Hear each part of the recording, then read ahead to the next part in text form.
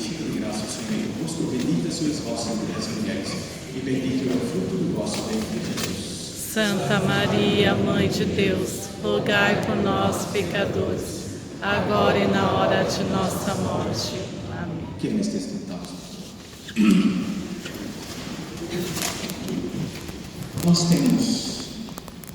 Nós estamos nestes 50 dias que a Igreja celebra a ressurreição. E a maior festa litúrgica da Santa Igreja é a Páscoa. Nós tivemos já a oitava, primeiros 8 dias, a Igreja celebra como se fosse no seu dia. E depois, 50 dias de festa. Cânticos, aleluia, glória, o sírio pascal vai estar aceso durante esses 150 dias, etc. Por quê? Porque justamente é o principal ministério da nossa fé, o principal ponto de nossa fé. Que vale a pena praticar a virtude se eu vou morrer. Se apenas vou viver para esta vida, vale a pena roubar mesmo. Para que eu vou ser virtuoso? E porque tem uma vida eterna. E aquilo lá não vai acabar. Então eu tenho que viver em função daquilo e não em função desta vida. Claro que há uma vantagem imediata em roubar. Óbvio que depois a pessoa fica frustrada. Óbvio que depois o pecado não compensa. Mas uma vantagemzinha imediata tem. E a Igreja quer me ensinar, a Santa Mãe Igreja quer me ensinar a viver em função, não da terra, mas da vida eterna. Por isso, nestes domingos de Páscoa, ela vai nos trazendo para mim as aparições de nosso Jesus Cristo. Hoje nós estamos nesta, é a pesca milagrosa, é a terceira vez que nós aparecemos todos os discípulos juntos. Não vamos confundir esta aparição com a primeira pesca milagrosa, porque os evangelhos também contam uma pesca milagrosa durante a vida de nosso Jesus Cristo, quando deixamos o apóstolo no início da vida pública dele. Inclusive os santos padres da igreja, com muita simbolismo, etc., típico do Santo Agostinho, São João Crisóstomo, eles fazem uma análise entre as duas pescas milagrosas. A primeira, segundo eles, representaria a missão da igreja nesta terra, e esta representaria a missão da igreja no céu. Porque no primeiro, nosso Jesus Cristo está na barca, aqui ele não está na barca, ele já ressuscitou e está fora, está presenciando tudo, mas por fora. Depois, na primeira, os peixes são trasladados de uma barca para outra. Aqui não, eles arrastam os peixes até o fim do mar, ou seja, o fim dos tempos. É a missão que leva os homens até o fim dos tempos. Depois, na primeira, a rede se rompe, significando que nem todo mundo fica na rede da igreja. Tem heresias, etc., e tem gente que escapa, que quer se afundar, não quer ser salvo. Enquanto na segunda, não, todos os peixes são trazidos à terra, ou seja, todos os bons vão para o céu. Enfim, não vamos entrar nesse simbolismo que para nós vai nos tirar um pouco a atenção do foco principal, do que a igreja quer colocar aqui, e que é a ressurreição de nosso Jesus Cristo. Vamos analisar detenidamente esta cena. É uma pena que hoje em dia, porque tem uma tal festa que o normal seria cantar aqui, cantar a glória, etc, etc. É uma pena que por causa da outra missa, o público da primeira missa tem que ter tempo para sair para a outra, voltar por causa desta estrada, etc, etc. Então não temos muito tempo. E também, por isso, nossa homilia também tem que ser concisa. Nós vamos dedicar o pouco de tempo que nós temos sobre esta cena. Sempre gostaria dos irmãos que estão transitando por aí. Nós temos os apóstolos. Nosso Jesus Cristo ressuscitou. Só que ele não está mais em 24 horas por dia com eles. E eles decidem tirar férias da vocação. Eles eram pescadores. Deixaram de ser pescadores. Agora eles foram dados uma missão muito mais alta. Ser apóstolos, eles passaram 3 anos com o nosso Jesus Cristo. Presenciaram a paixão, presenciaram a morte, a ressurreição. Agora devem estar prontos para pregar o mundo inteiro. Entretanto, como eles não estão ainda inteiramente compenetrados da altura da vocação deles, eles decidem tirar férias da vocação. Saem, vão pescar. Olha que eles estavam colocando em risco a vocação deles. Estavam quase à beira da apostasia.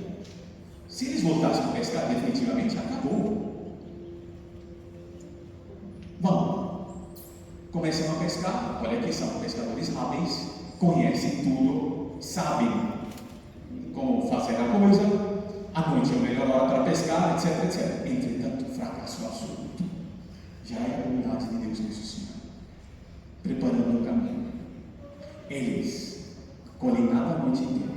Quando amanhece, está começando a amanhecer, está lá um homem na praia.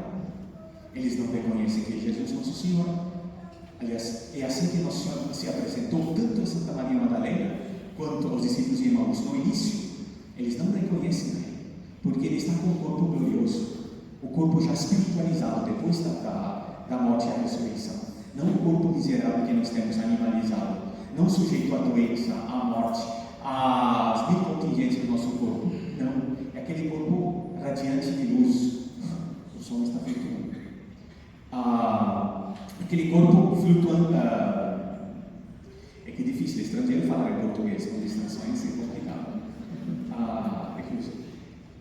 É aquele corpo que não é sujeito aos sofrimentos que podem passar pelas paredes, cheio de luz, não tem doença, etc. Então ele tem um domínio tal que eles não reconhecem.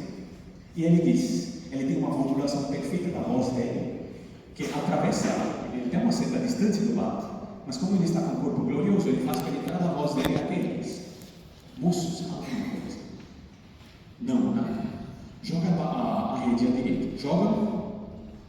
Não é possível que aos quebra da barca não tem nada, do direito tem nada. É milagre.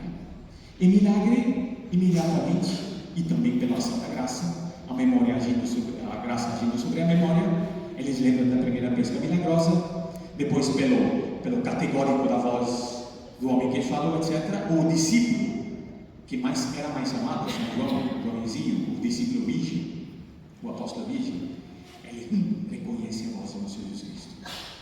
Conta para os outros. São Pedro, sempre impulsivo, sempre o primeiro a atirar-se, ele joga-se na água. E é bonito que São João aqui, o evangelista, diz que ele estava nu. Nunca não quiser que estava entrevestido, porque ele estava pescando, ele não podia estar com uma túnica longa como se vestia na época, ele estava com uma coisa mais curta. Só que na época se considerava isto nudez. O que São João escreveria a respeito do jeito que as pessoas se vestem hoje em dia? Meu Deus do céu, nem um pescador na barca dele pescando no meio daquele trabalho era tão nu quanto os vestidos hoje em dia. Enfim, coloca a túnica, joga-se na água. Quando ele e os outros chegam lá na praia, Nosso Senhor Jesus Cristo está lá com uma brasa, peixe em cima, pão. Os teólogos discutem se ele criou, se ele pegou, o que foi, ninguém sabe. E veja a divina bondade de Nosso Senhor Jesus Cristo. Nenhuma recriminação. E entretanto, no meio de toda aquela bondade está uma correção. Ele cumula eles de bondade. Ele primeiro dá um milagre da pesca milagrosa. Depois eles estão passando a noite trabalhando, eles estão cansados, eles estão famintos. Nosso Senhor dá para eles, prepara para eles pão, peixe assado, etc. Depois eles estão tão tomados de temor reverencial, que eles nem aproximam. Então Nosso Senhor diz, vinde comer. E depois Jesus aproximou-se, tomou o pão e distribuiu a eles. É a bondade do Sagrado Coração de Jesus, chegando, multiplicando os atos de favorecer eles. E entretanto, nenhum dos discípulos se atrevia a perguntar quem ele era, porque sabiam que era o Senhor. Assim é a atitude. Se nós olharmos para qualquer estátua, qualquer imagem do Sagrado Coração de Jesus, ele sempre está assim, cheio de bondade, mas no fundo daquela bondade, uma ponta de tristeza. E ele apontando para o coração sagrado dele, coberto de espinhos, disposto a perdoar tudo, a recompor tudo, a passar para a frente, mas também dizendo, meu filho, minha filha, até quando vai estar miséria? Até onde você vai me ferir? É uma censura muda. Ele é tão bom que ele nem formula a censura. E ele cumula de bondade, mas aquilo mesmo é uma chamada. Quanto eu recebo dele, ele vai continuar dando, mas eu vou continuar ofendendo a ele. Qualquer vez que nós olhamos para o crucifixo, também é a mesma coisa. Ele dá todo o sangue dele para nós. E entretanto, não censura. Os seus pecados estão limpos. É a mesma atitude. Ele multiplica os atos de bondade em relação a eles. Come, quando termina, nosso Jesus Cristo vira para São Pedro, ele é o primaz, e diz: Pedro, tu me amas? Sim, Senhor, vós sabeis que eu te amo. Apacenta as minhas ovelhas. A prova do amor é dar para os outros aquilo que eu te dei. Porque Deus não é igualitário. Deus não trata todo mundo igualmente. Este igualitarismo no mundo de hoje não é de Deus nosso Senhor. Deus chama uns e cumula a eles de benefícios. E depois, em função deles, transmitir aquilo aos outros. Deus quer salvar a todos, mas Ele chama os 12. E entre os 12, um é o primaz, é o Papa. E eles têm a obrigação de depois transmitir aos outros. E 3 vezes o Senhor pergunta para eles. Os exegetas dizem que é, obviamente, uma referência às 3 negações de São Pedro. Por isso ele fica triste. Ele repara em público, porque como ele pecou publicamente, ele tem que reparar o pecado dele publicamente. Mas não teve uma alusão às 3 poderes que a Santa Igreja recebe. A Igreja tem o poder de ensinar os homens, ela é a única custódia da verdadeira doutrina. A Igreja tem o poder de santificar os homens, ela é a única custódia dos sacramentos, da força que vem do cruz do Senhor Jesus Cristo. Então, o munus docente, o munus de ensinar, o munus santificar e de santificar, e o munus governante, o munus de governar, de levar e governar os povos. Está bem. Aí nós fazemos uma pausa nesta cena, que essa acaba o trecho do Evangelho de hoje, e passamos para a primeira leitura. Aí já é uns 40 dias para frente. E depois de Pentecostes, os apóstolos estão transformados. Este mesmo São Pedro, que estava fugindo, estava etc. Aqui não, ele enfrenta o Sinédrio, enfrenta todos os poderes da terra para anunciar o nome de nosso Jesus Cristo. E aliás, no final do Evangelho, nosso Jesus Cristo significa o tipo de morte que ele vai passar. Claro, porque para ser bom pastor, é necessário se identificar com nosso Jesus Cristo. É necessário deixar-se crucificar. É o que São Pedro vai fazer na primeira leitura. Ele vai enfrentar a todos, ele vai ser posto na prisão, os apóstolos vão ser postos na prisão. Depois são tirados da prisão, são açoitados. E são proibidos, nós nos proibimos, dizem os sinedritas aqui, de falar em nome de Jesus. E eles pouco se importam. Porque a obediência é bem feita, porque a obediência é devido a Deus. E nós temos que obedecer quem está em cima de nós em função de Deus, porque no fundo a obediência é devido a Deus. Se a autoridade não está servindo a Deus, mas está fazendo o contrário que Deus quer, eu não devo obediência a Ele. Pelo contrário, é meu dever não obedecer ao pecado. Não sei se ficou claro, dou um exemplo. Na família, a mulher é sujeita ao homem, mas se o marido quer o pecado, ela não pode seguir a ele. Ela, inclusive, tem que resistir a ele por mais que custa. Os filhos têm dever de obedecer aos pais. Mas se o filho tem uma vocação religiosa e os pais não querem que ele seja a vocação religiosa, ele tem a obrigação de não fazer a vontade dos pais e de fazer a vontade de Deus. Porque ele obedece aos pais em função do amor de obedecer a Deus. E quando Deus quer uma coisa do filho e o pai não quer, aí tchau o pai, o importante é o amor. Aí foi a vida de todos os santos, São Francisco de Assis, etc. Então aí nós temos os apóstolos já pregando a nossa Jesus e enfrentando todos os obstáculos, inclusive com perseguições para eles. Mas sabendo que apesar da perseguição, ou talvez por causa da perseguição, está a glória deles. Eles depois vão ser martirizados, podemos celebrar essa festa, 2 grandes apóstolos, São Filipe e São Tiago, e o próprio martírio é uma glória para eles, porque eles se uniram a nosso Jesus Cristo, ficaram mais perto dele. Lição para nós. Até agora tudo muito bonito. Estamos falando apóstolos, disso, aquilo. Vamos aplicar para nós, né? Domingo de manhã, num feriado, vamos aplicar para nós. Eu, que estou sentado aqui nessa Santa Missa, com um pregador que fala mal português, você está olhando e não posso dizer que está falando interminamente, porque ele está de olho no relógio dele. Eu que estou aqui, eu também, e isto é a lição que essa igreja quer trazer para mim, eu também estou na mesma situação dos apóstolos. Nosso Senhor Jesus Cristo está vivo, mas a presença física dele não está sempre aparente. Ele está de fato fisicamente presente na Eucaristia, mas atrás dos véus da fé.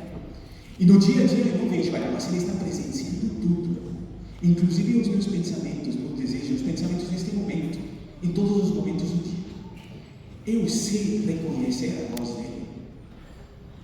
Ou eu estou embotado, eu vivo na noite, longe de Deus. Eu dou tempo, todo dia, no início do dia, uns 20 minutos, uma meia hora, pelo menos, de um tempo de oração em silêncio, sem televisão, sem rádio, sem nada, para ouvir a voz de Deus, para preparar minha alma para o dia. Durante o dia, eu vou ouvindo a voz dele. Ou eu vivo tomado pelo celular, pelas notícias, por isto, por aquilo, distraído o tempo inteiro. E a noite se faz para minha alma.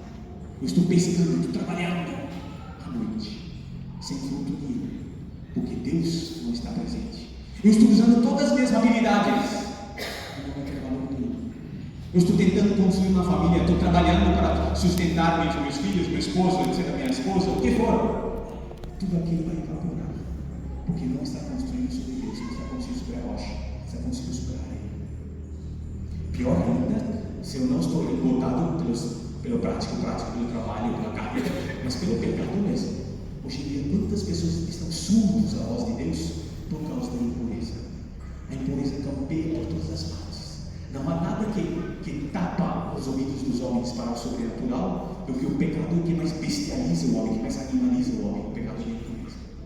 Pois a solução é a confissão, é abrir os ouvidos para a voz de Deus, sair da noite, viver na luz, na graça de Deus. Mas não é suficiente apenas isso, porque todos nós, de alguma forma ou outra, nós somos pastores. Todos nós somos ovelhas de uns e pastores de outros. Obviamente aqui está dirigindo os pastores da igreja, da hierarquia, sem dúvida, mas nós também somos pastores. Eu sou mãe de família, eu tenho filhos, Deus confiou a mim. Eu sou pai de família, eu tenho uma esposa, eu tenho filhos, depois eu tenho pais idosos, eu sou patrão, eu tenho empregados, eu tenho vizinhos. Deus colocou toda essa gente debaixo do meu pastoreio. E Jesus diz para mim: cuidar das minhas ovelhas. É muito bonito, ele diz aqui: tu me amas, apacentai as minhas ovelhas. As ovelhas não são minhas, são de Jesus. Esta minha é de Jesus. Cuida das ovelhas de Jesus, não foram nem confiados. Eu cuido bem deles.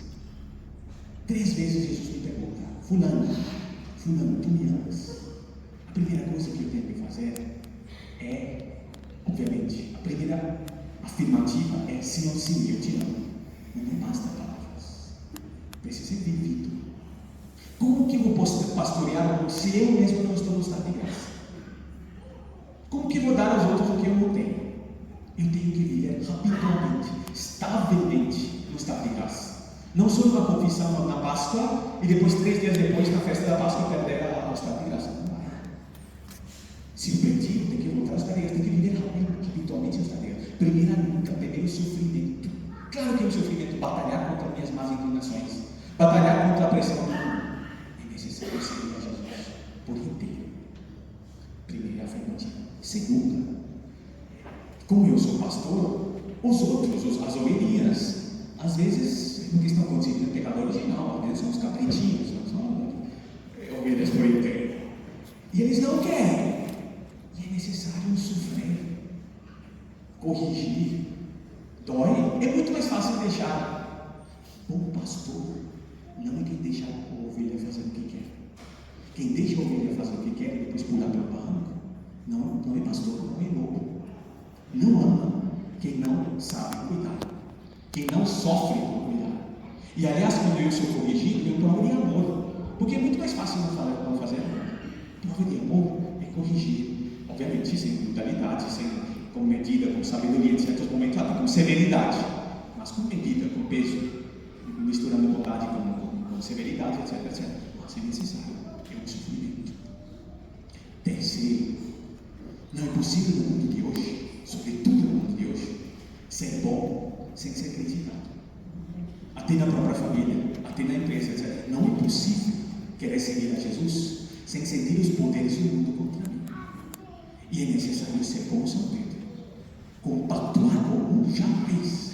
Um pastor que é louvado por todos os poderes da terra, ao nível que seja, se é na família, ao nível dos poderes da terra. Então, um pastor que é louvado por todos os poderes da terra, aplaudido por todos, não pode ser bom pastor. Um pastor, para ser bom pastor, para pretender morrer e chegar ao céu, tem que estar vilipendiado, atacado pelos poderes. Óbvio, o mundo nunca está ao lado de Jesus. E eu enfrento o mundo. Quantas vezes as pessoas compactuam com o mundo pelo modo de ser, pelo modo de se vestir, pelo modo de se comportar? A pessoa vai para a igreja, percebe que é católico, depois passa para o primeiro ponto. Não tem distinção nenhuma naquele ateísmo, naquela imoralidade, naquele materialismo, naquele gosto de vida. E a pessoa é muito naquele fruição. Desculpe a palavra, animal. Porque quando o homem não vive em função da fé, da espiritualidade, ele vive em função da animalidade dele. E então a liturgia de hoje, a Santa Madre Igreja, esse terceiro domingo de Páscoa, me coloca nosso Jesus Cristo ressuscitado e me chamando com toda a bondade. São vários atos de bondade. A minha vida inteira Deus vai me acumulando em bondade. E não é possível chegar para um panorama como este e não ver a mão de Deus atrás, não ver a bondade dele. E assim ele vai me acumulando, depois graças, depois sacramentos, etc. Mas a pergunta permanece no fundo: meu filho, minha filha, quereis isto para sempre? É necessário dizer um sim definitivo. Vacilar sempre em creio sim ou não vai. Em certo momento, a barca chega até a terra e os peixes estão arrastados para a terra e a eternidade. E só ficam os peixes que foram colhidos à direita. Lembra-se do juízo final? Aquela cena: os cabritos ficam à esquerda, as ovelhas à direita. Só quem ficar e colhido à direita, este vai passar para a eternidade. Então a Santa Mãe Igreja hoje nos oferece esta cena maravilhosa, lindíssima. Nosso Jesus Cristo ressuscitado, a vida eterna aberta para nós. Mas é necessário abraçar. É necessário para isto morrer por este mundo, como São Pedro. Morrer por este mundo e abraçar a vida eterna, já nesta terra pela graça. Vamos pedir juntos nessa Santa Missa agora. Em breves instantes, nós vamos estar presente aqui em corpo a nossa divindade. Vamos pedir a Ele, o nosso grande pastor, por intercessão de Maria Santíssima, a graça de viver habitualmente nos de graça, de sermos bons pastores uns para os outros. E assim vamos ter a alegria, aí sim, no céu, estarmos todos juntos, a família inteira, todos com Deus nosso Senhor por toda a eternidade. Que maravilha! É isto que eu pedi, e isto eu invito a todos a rezarem junto comigo e pedir isto ao nosso Jesus Cristo. Louvado seja o nosso Senhor Jesus Cristo. Para sempre seja louvado.